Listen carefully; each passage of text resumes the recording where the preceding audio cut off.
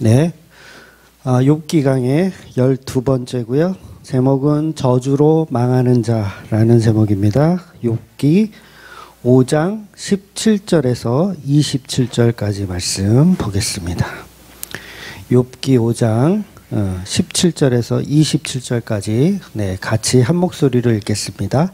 볼지어다 하나님께 징계받은 자에게 복이 있나니 그런즉 너는 전능자의 징계를 업신여기지 말지니라.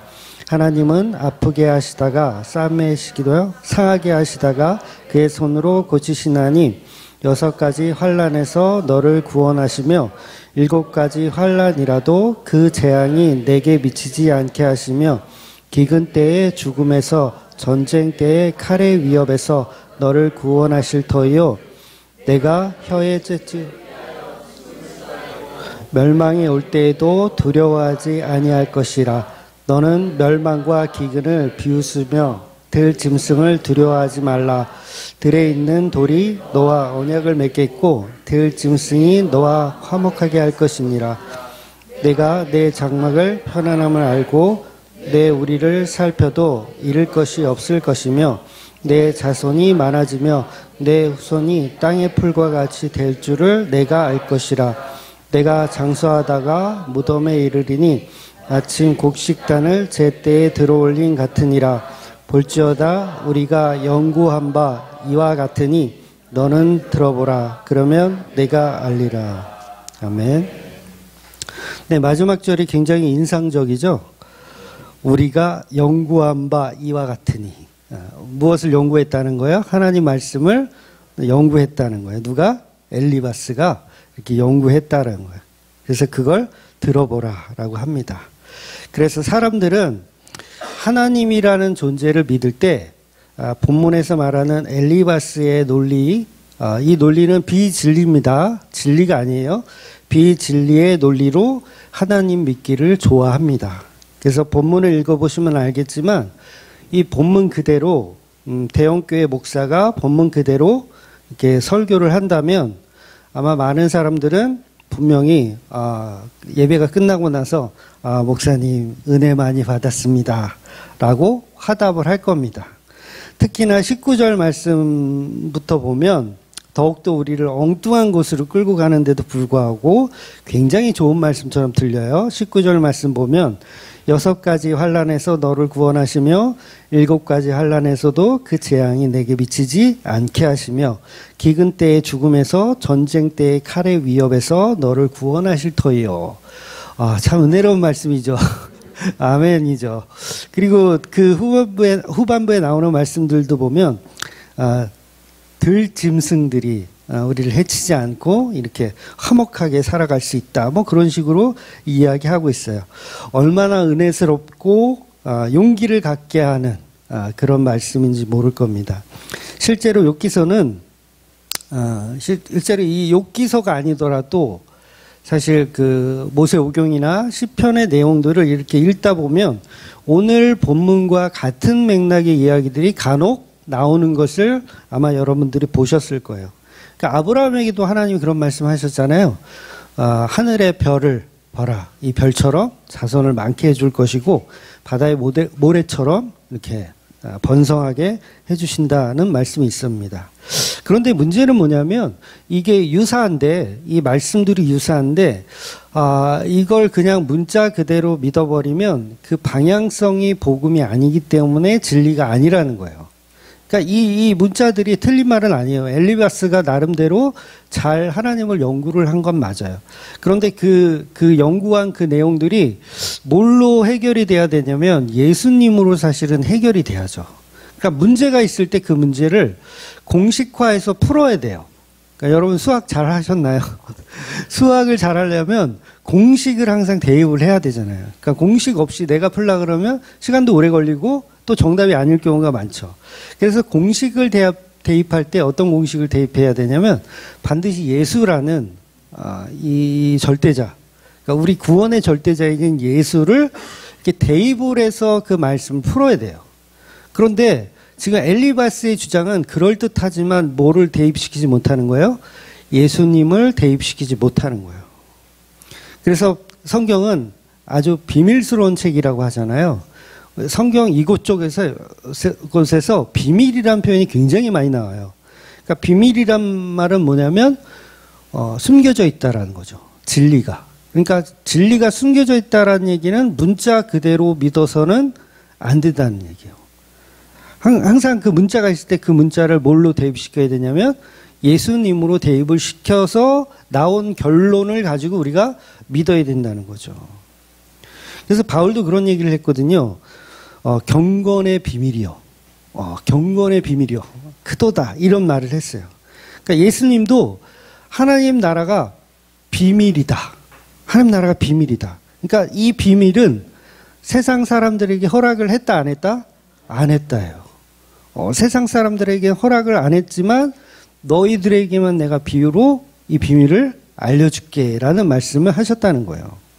그러니까 성경은 처음부터 끝까지 문자로 해석하면 안 되고 반드시 공식, 예수 그리스도라는 공식을 대입해서 봐야 하는 책이기 때문에 그래요. 그래서 수학 문제가 어렵잖아요. 공식 모르면 이거 아무리 봐도 못 풀어요. 도대체 이걸 어떻게 풀란 얘기야. 그냥 포기할 수밖에 없죠. 근데 공식을 아는 친구들은 내가 이 공식 알아. 이 공식은 뭐 근해 공식이야. 그리고 이렇게 대입을 해가지고 결론을 내더라는 거죠. 그렇다면 엘리바스의 오늘 본문의 논리 중에 문제가 뭐냐면 예수가 없는 논리를 가지고 있다는 거예요. 즉 이유 없이 고난받는 욥을 상대로 말하고 있는데 그 이유가 고난받는 욥을 통해서 투과된 말씀이 아니라 그냥 자기가 깨달은 말씀, 그러니까 자기가 연구한 말씀을 이야기하더라는 거죠. 그렇게 되면 이게 비복음이 되더라는 거예요. 그래서 이런 엘리바스의 주장을 하는 사람들의 특징을 보면 자기는 하나님이 지켜주셔서 망하지 않는다라는 생각을 갖고 있어요. 그러니까 하나님이 지켜주셔서 나는 망하지 않는다. 저와 여러분은요, 하나님이 지켜주셔서 망하지 않는 존재가 아니에요. 예수를 통해서 망하지 않는 존재이지 하나님을 통해서 망하지 않는 존재가 되는 게 아니에요. 그래서 예수님이 지금 욥이 지금 누구의 모형이에요? 예수님의 모형이잖아요. 그러니까 이 엘리바스도 이 욥을 투영된 복음을 말해야 되는데 투영시키지 못하는 복음을 그냥 이야기하는 거예요. 그러면 그냥 이야기하면 이게 그냥 종교적인 말이 돼버리는 거죠. 그래서 건져주신다, 도와주신다, 지켜주신다. 요거는 어느 종교에나 다 있더라는 거예요. 내가 진짜 길에 있는 돌멩이를 믿어도 그 돌멩이한테 그러잖아요. 지켜달라고. 안 그러십니까? 그 돌을 믿는 사람들도 있더라고요. 별의별 뭐 나무를 믿거나 뭘 믿거나 하여튼 뭘 믿어. 그러면 그게 나를 지켜준다. 어떤 수호적인 그런 걸로 믿더라는 거죠. 근데 기독교는 그런 식으로 믿는 종교가 아니라는 거예요. 그래서 엘리바스의 상태는 자기는 하나님이 지켜주시기 때문에 망하지 않는다라고 생각하는 거예요. 그러니까 사탄이 늘 이런 식으로 유혹을 합니다. 하나님이 너를 지켜주실 거야? 그렇게 유혹을 해요. 그래서 예수님한테도 돌을 떡으로 만들어 먹어라. 하나님이 너를 배부르게 해주실 것이다. 그러니까 저주를 복으로 만들어 먹어라 라는 식으로 이야기를 하더라는 거죠. 누가 하나님이 지켜주시기 때문에. 그러니까 내가 기도하고 내가 잘못을 회개하고 하나님께 맡겨드리면 그 선하신 하나님은 18절 말씀에 보면 하나님은 아프게 하시다가도 싸매시며 상하게 하시다가도 그의 손으로 고치시니, 그러니까 죄를 회개하고 하나님께 돌아가는 자는 복을 받을 것이다 라는 이야기를 하는 거예요. 전부 인간 측에서 뭔가를 해야 되는 것만 이야기합니다. 인간이 회개해야 되고 인간이 어떤 행위를 해야지 하나님이 그때서야 비로소 싸매 주시고 치료해 주신다라는 논리라는 거예요. 그런데 예수님을 대입한 논리는 어떤 논리입니까? 우리가 하는 게 없고 예수님이 십자가로 그 일을 다 완성하시는 거예요. 이 개념이 굉장히 별거 아닌 것 같은데 엄청난 차이가 나더라는 거예요. 그러니까 비복음은 이런 거예요. 하나님은 그냥 결승전에서 딱 기다리고 계시다가 누가 1등으로 들어오나 그거 보고 칭찬해 주시는 개념. 요게 비복음의 개념이에요. 근데 복음의 개념은 뭐냐면 처음부터 예수님이 나를 얻고 뛰시는 거죠. 그러니까 우리가 하는 거는 없는 거예요. 그래서 복음은 절대로 인간 위주의 방식이 아니라는 게 엘리바스는 납득할 수 없는 문제라는 거예요. 즉 내가 망하지 않는 안전한 길에 왔다고 생각하는 그 자체가 악마의 속임수라는 거예요. 여러분 망하고 싶지 않으시죠? 하나님이 계속 지켜주가지고 계속 잘 되고 승승장구하고 싶잖아요. 그게 악마의 속임수라고요. 근데 인간은 복음이 없으니까 어쩔 수가 없어. 악마의 속임수에 넘어가서 하나님이 나를 지켜주셔서 계속 안 망하게 좀 제발 해주기를 원하고 또 그렇게 되기를 원해. 근데 희한한 건요. 성도는 나 안 망했어요. 나 너무 좋아요. 이게 아니라 화로다 나여 망하게 되었도다. 이런 말을 하더라는 거예요. 화로다 나여 망하게 되었도다. 이거 누가 한 말인지 아세요? 이사야죠. 제가 오전에 말씀드렸죠. 거지 발사기 같은 존재들. 이사야가 하늘의 그 성전, 하늘의 천국을 보고 이야기한 거예요. 주께서 높이 돌린 보좌에 앉아 계시고 그의 옷자락은 성전에 가득하고 스랍 아시죠? 날개에 막 이렇게 여러 개 달린 애들이 막 스랍들이 막 거룩하다 찬양해. 요거를 이사야가 본 거예요. 봤더니 뭐라고 하냐면 화로다 나여 망하게 되었도다. 아니 왜 천국을 본 사람이 왜 이런 말을 하죠? 저라면 와우 여기가 천국이군요. 와 신난다.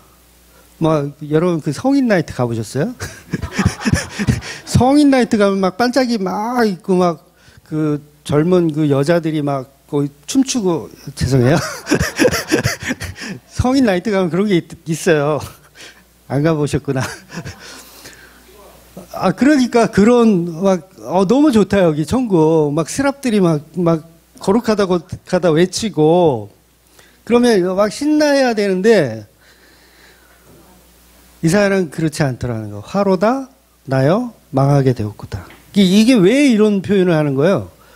나는 죄악이다. 나는 여기에 같이 합석할 수 있을 만한 그럴 만한 존재가 아니라는 걸 느끼는 거예요. 이사야는. 그러니까 나는 천국을 누릴 가치가 없는데 하나님 나를 여기를 지금 보내주셨네요. 그러니까 화로다 나여 망하게 되었다는 말이 나올 수밖에 없죠. 그러니까 계시록 1장에 보면 사도 요한도 천국을 이제 목격하잖아요. 목격하는데 이 사도 요한의 말도 뭐라고 얘기하냐면 나는 죽은 자 같이 되었도다. 나는 죽은 자 같이 되었도다. 아니 그렇게 좋은 천국을 봤으면 아싸 저도 찬양할래요. 그리고 스랍들 옆에 딱 옆에 붙어가지고 날개짓 타는 것처럼 이렇게 해가지고 거룩 이렇게 하면 좋은데 화로다 나여 망하게 되었도다. 천국을 누릴 가치가 없다라고 선지자는 생각하더라는 거예요. 그런데 내가 천국을 누릴 가치가 있다라고 생각하는 그 자체가 종교성이라는 거예요. 종교성이 많으면 많을수록 나는 천국에 누릴 가치가 있다라고 생각해요. 그런데 이사야는 복음을 알고 있기 때문에 복음이 있기 때문에 나는 망하는 자라는 것을 안다라는 거예요. 나는 여기서 누릴 가치가 없습니다. 나는 쇳덩어리이기 때문에 천국에 어울리지 않습니다라는 고백을 하는 거예요. 그러니 본문의 엘리바스는 이사야와 사도 요한의 논리와 다르더라는 거죠. 그러니까 하나님이 지켜주시니 우리는 망하지 않는다라는 논리를 요백의 설교를 하고 있더라는 거예요. 엘리바스가. 그러니까 비복음이라는 거죠. 여러분이 하나님 앞에 정말 서보세요. 그 거룩하신 빛 앞에 보좌 앞에 서보세요. 위대하시고 능력 있는 그 하나님, 우주를 창조하신, 여러분 우주의 끝이 아직 확인되지 않은 거 아시죠? 우주의 끝은 확인할 수가 없대요. 그러니까 그거를 우리가 무슨 우주라 그러죠? 우리가 볼 수 있는 우주, 그리고 가시적인 우주예요. 하여튼 아무튼 그러니까 우주의 끝을 확인할 수가 없대요. 볼 수 있는 우주가 하도 넓어가지고 끝을 확인할 수 없다고. 그걸 만드신 하나님. 그걸 만드신 하나님 앞에 우리가 섰을 때 과연 우리가 그 천국을 누릴 수 있냐고요.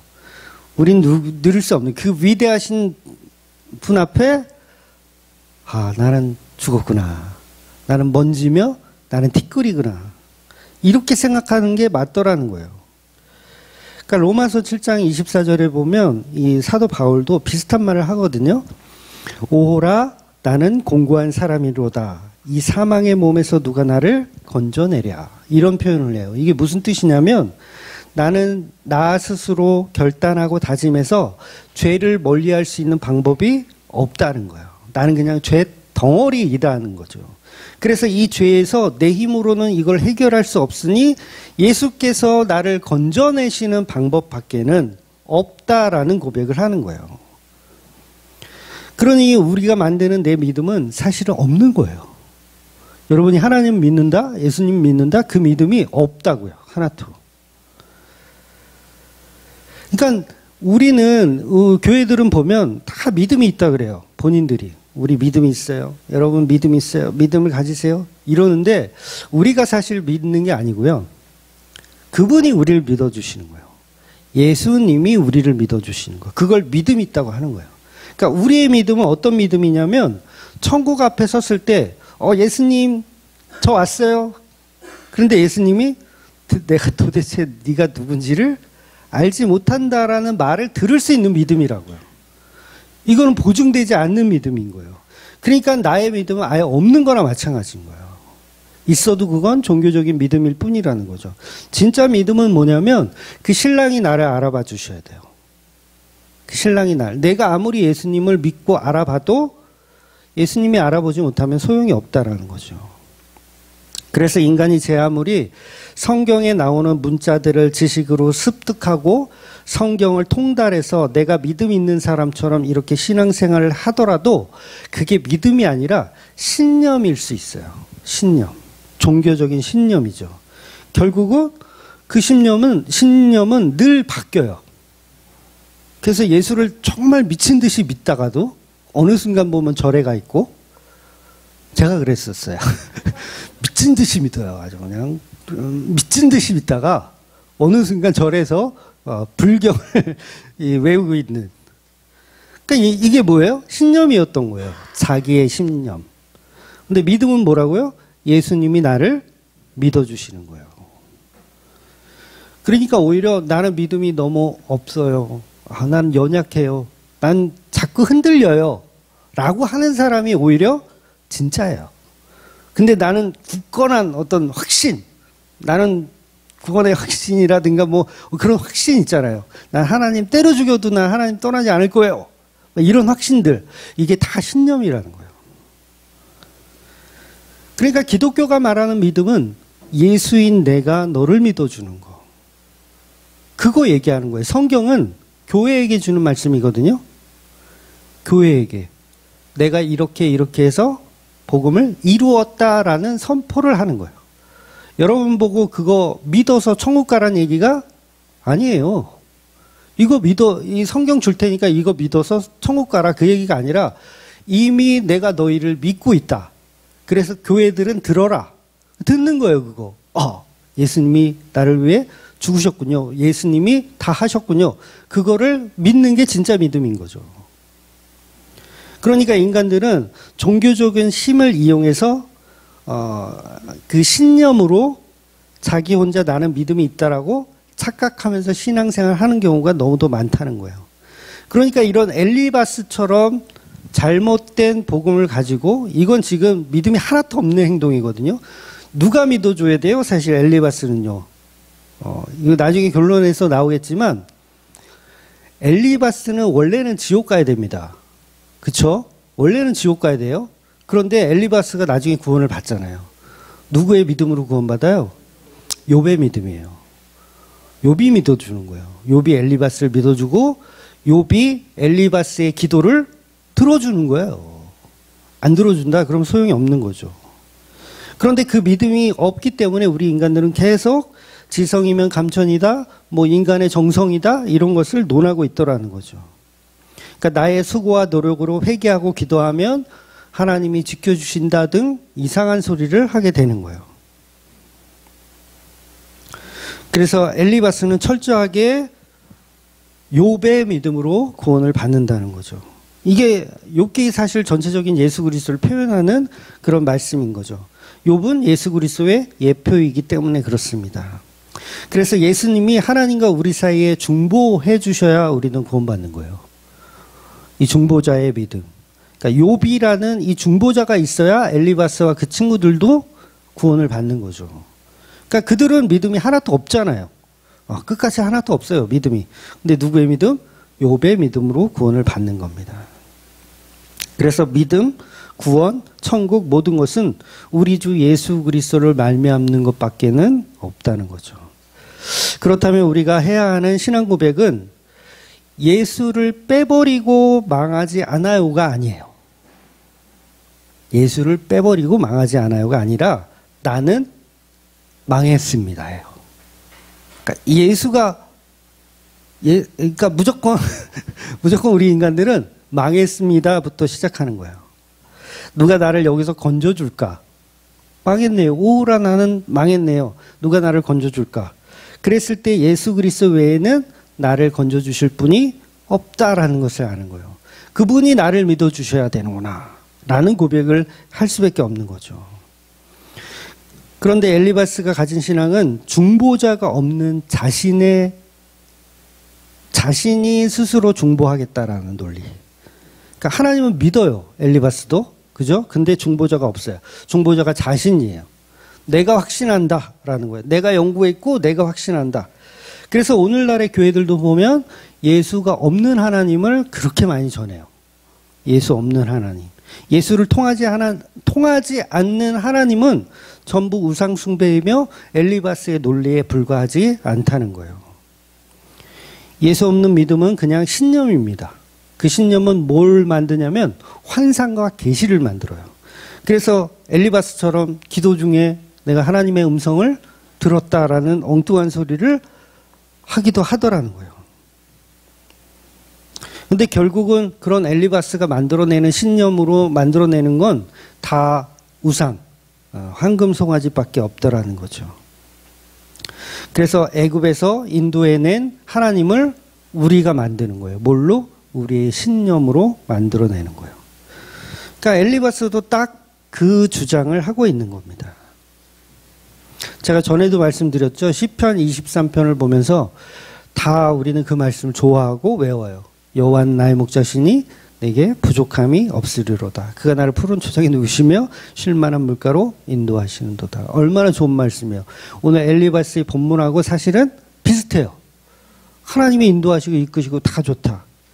그런데 그 앞에 22장, 23장 말고 그 앞에 22장은 뭐라 그랬어요? 나는 벌레요, 사람이 아니라. 사람이 비방거리요, 백성들의 조롱거리다라고 하는 예수 그리스도의 십자가의 사역이 22장에 그대로 다 있어요. 그러니까 23장은 예수 그리스도를 통한 쉴만한 물가를 설명하는 것이지 예수를 빼버린 쉴만한 물가를 설명하는 것이 아니라는 거예요. 그런데 인간들은 다 오호라 나는 망하게 되었도다는 다 빼버려요. 나는 안 망한다라고 주장해요. 나는 안 망한다. 누가 지켜주셔서? 하나님이 지켜주셔서 안 망한다. 그런데 아닙니다. 복음은 나는 망하는 자요부터 시작하는 거예요. 하나님 앞에 저주받아 마땅한 자입니다. 십자가는 저의 본질입니다. 십자가가 뭐예요? 저주잖아요. 저주는 내가 당해야 할 본질입니다죠. 그러니까 엘리바스는 십자가 없는 복음을 지금 주장하고 있는 거예요. 인간들이 연구하면 이렇게 됩니다. 그래서 본문에서 열심히 욥에게 뭘 전하냐면 십자가 없는 복음을 열심히 욥에게 엘리바스가 설교를 하는 거예요. 욥아, 넌 망하지 않아. 망하지 않아 라고 이야기하는. 근데 욥은 무슨 얘기를 하는 거냐면 나는 망했어. 그러니까 그러니까 뭘 얘기하는 거야? 난 십자가야. 이 얘기를 하는 거야. 욥은. 나는 망했어. 나는 망했어.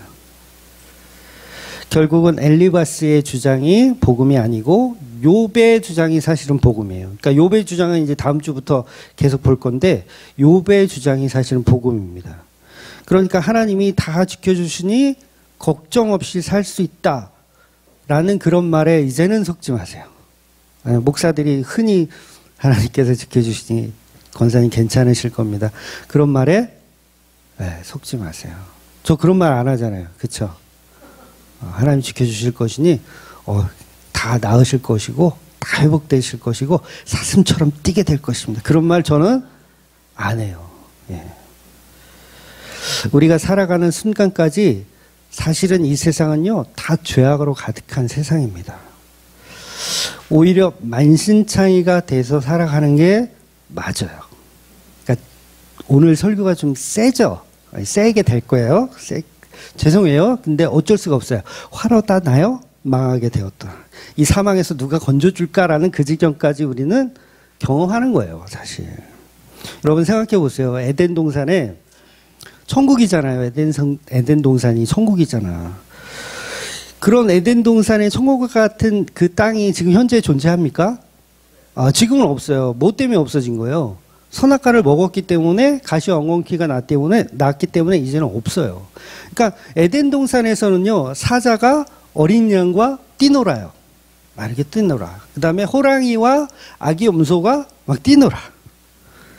근데 저쪽에서 저 동산 중앙에서 사람 새끼들이 선악과를 처먹고서 갑자기 막 가시와 엉겅퀴가 나더니 사자가 어린 양과 막 뛰놀다가 갑자기 눈깔이 확 돌아가지고 사자가 어린 양과 뛰노는데 갑자기 눈깔이 확 돌아가지고 이 어린 양을 잡아먹어.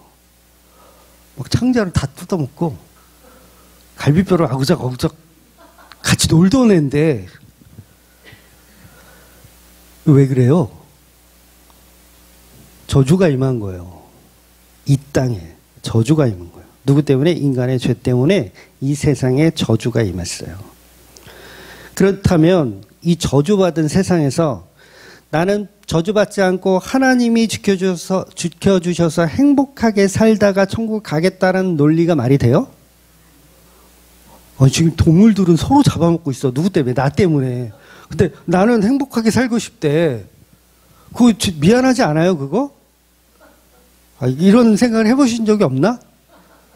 여러분이 선악과를 먹었기 때문에 치킨들은 그렇게 죽어가요. 오늘도 돼지들은 그렇게 죽어가고 소고기 등심 이 아름다운 것들이 누구 때문에 이렇게 된 거예요? 다 인간이 선악과를 먹었기 때문에 걔네들이 사육되다가 치킨으로 다 죽는 거예요. 그런데 이 저주받은 세상이 우리가 그렇게 만들었는데 우리는 이 땅에서 행복하게 살겠다고요? 이 논리가 마귀적인 논리인 거예요. 굉장한 마귀적인 논리예요. 정신 차리세요. 치킨을 먹을 때마다 야 이게 우리가 이렇게 선악과를 처먹어가지고 야 얘네들이 이렇게 고생했구나. 그래서 저와 여러분은 이 땅에서 행복하게 사는 게 아니라 저주 속에서 불행을 사는 게 맞아요. 저주 속에서 불행을 사는 겁니다. 행복하게 살 필요가 없다라는 말이 아니라 우리는 이미 저주 속에서 살고 있는 게 정상이라는 거예요. 심지어 여러분의 저주는 어느 정도냐면 여러분 다 죽어요. 저주의 끝이죠. 여러분 다 죽습니다. 죽음이란 저주의 마지막 결과예요. 다 죽어요. 뭐 병들어 죽던 사고로 죽던 뭐 굶어 죽던 연탄불을 펴놓고 죽던 그냥 우리는 그 불행을 끝까지 다 경험하고서 죽는 거예요. 이 땅은 저주예요, 그냥. 그러니까 무슨 에녹처럼 뭐 자기는 죽음을 안 보고 들림을 받고 싶다라든가 엘리야처럼 막 뭘 타고 헤어휘화람을 타고 올라가겠다는 생각을 버리세요. 그건 악당들이나 하는 생각이에요. 죽음도 경험하지 않고 예수님 만나려고 그래요? 예수님이 당신의 그 선악과 때문에 그 죄값을 치르기 위해서 십자가에 죽으셨는데 당신은 그런 경험 없이 나는 행복하게 여기 땅에서 그냥 부자로 행복하게 살다가 그냥 들림 받고 싶다?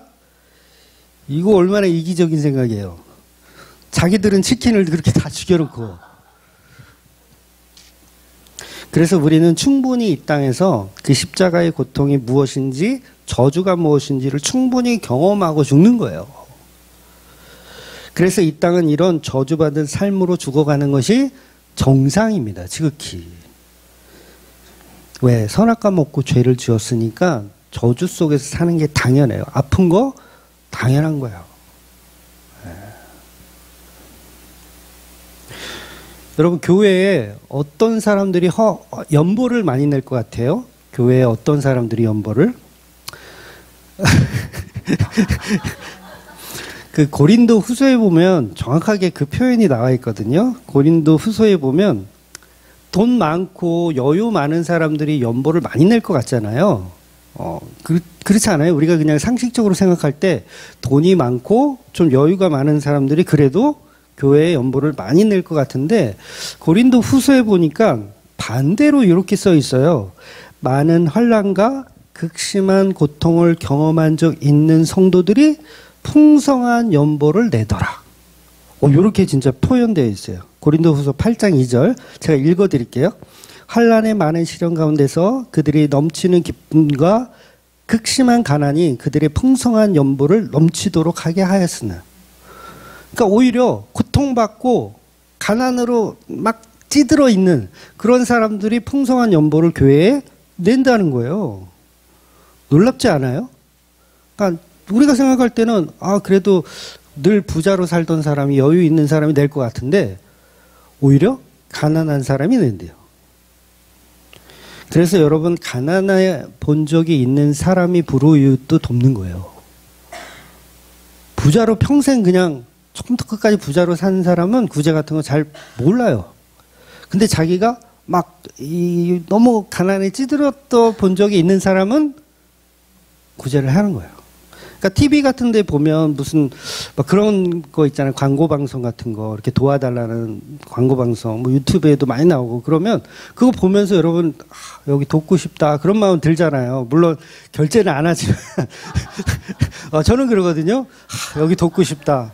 근데 결제를 하려니까 쪼들리니까 이게 다음에 하자 이렇게 되는데, 그 마음이 왜 생기냐면 내가 가난해 본 적이 있고 내가 그 불행 가운데 있어 본 적이 있는 사람이 공감하며 눈물을 흘리는 거예요.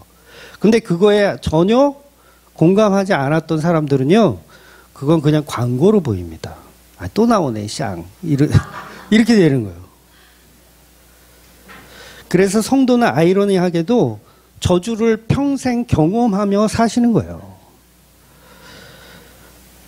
그리고 이게 성도들만의 반전인데 그 속에서 행복을 찾아요.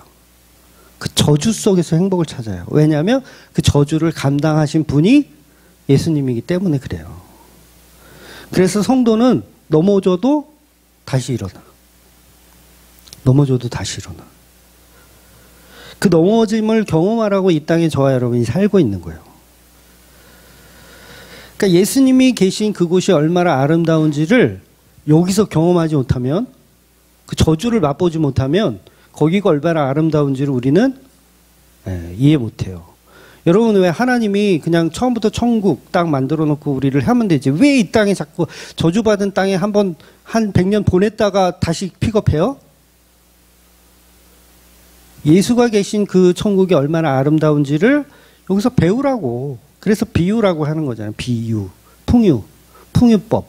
여기서 배워가지고 오라는 거예요. 근데 여기서 뭘 배워야 되겠어요? 부자됨과 훌륭함과 위대함 이런 걸 배워야 되겠어요? 저주 배우는 거예요. 저주. 조선팔 때 이렇게 설교하는 사람 목사는 없을 것 같은데, 복음이 아니고서는 이렇게 설명할 수가 없는 거예요. 그러니까 여러분이 닥치는 고난, 고통 이런 건요 다 복음으로 승화돼야 돼요. 그래서 견딜 수 있는 거예요. 성도가 아니면 이 저주받은 세상을 견딜 수가 없어요.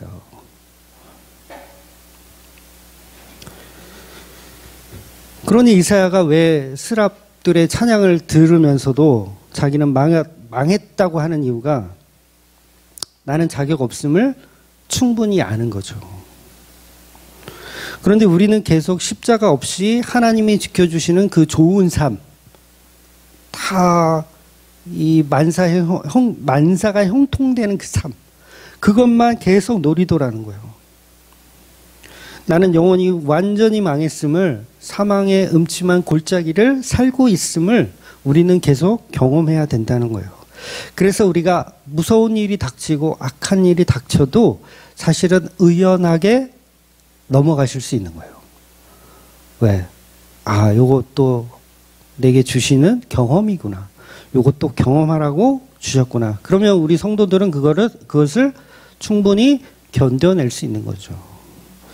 물론 힘들어요. 말로 이렇게 하는 저도요, 힘든 일이 닥치면 미치겠어요.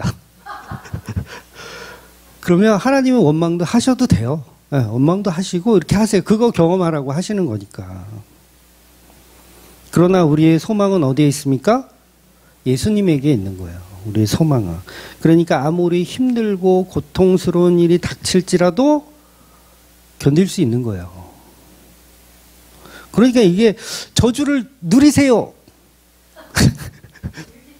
저주를 즐기세요. 이런 건데 이게 예수가 있으니까 가능하다는 얘기를 하는 거예요.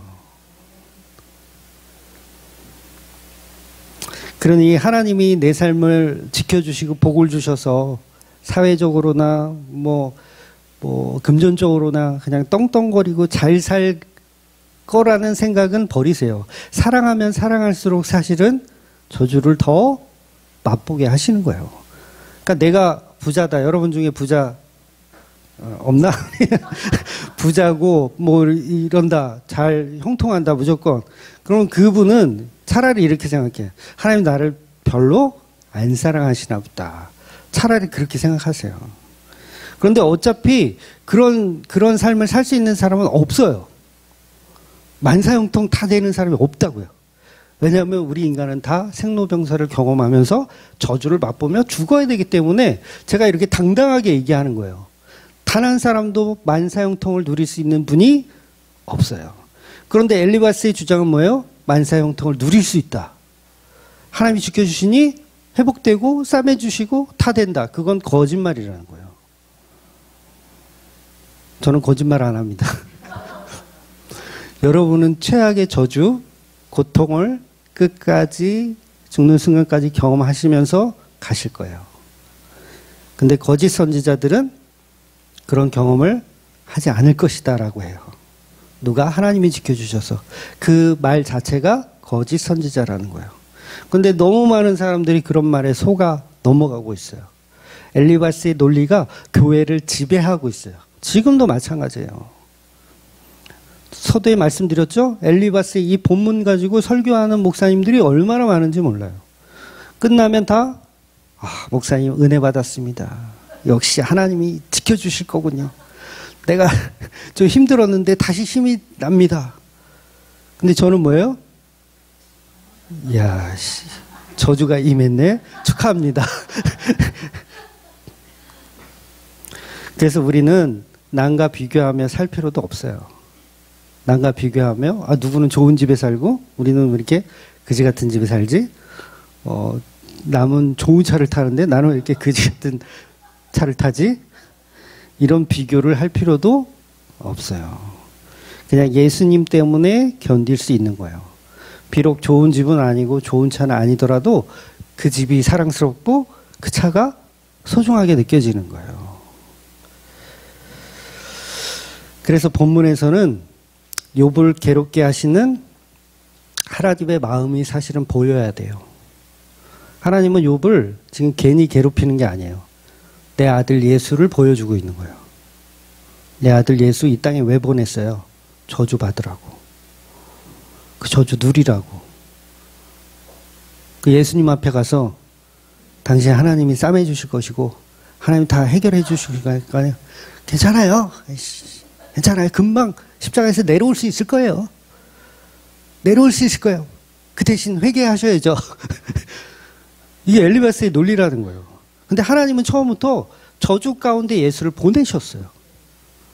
저와 여러분이 성도라면 저주 가운데 살라고 이 땅에 보내셨어요. 왜 하필 선악과 먹은 후에 보냈을까? 전에 보내지.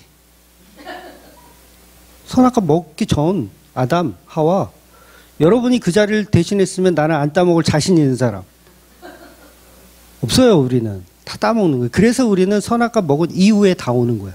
어차피 다 먹으니까 이후에 오는 거예요. 그 이후에 왔다는 얘기는 이미 가시왕건키로 저주받은 이 세상에 여러분을 보내셨어요. 저주받은 이 세상에 이미 왔다고요. 그럼 뭐 하라고 보내신 거예요? 저주를 경험하라고 보내신 거예요. 근데 왜 자꾸 저주를 피하는 방법을 자꾸 연구합니까? 엘리바스 그거 연구하는 거예요. 연구하는 거예요. 하나님께 어떻게 이쁨을 받아서 피해볼까? 뭐 헌금을 많이 내서 한번 피해볼까? 뭐 주일성수를 잘해서 그 진노와 저주를 피해볼까?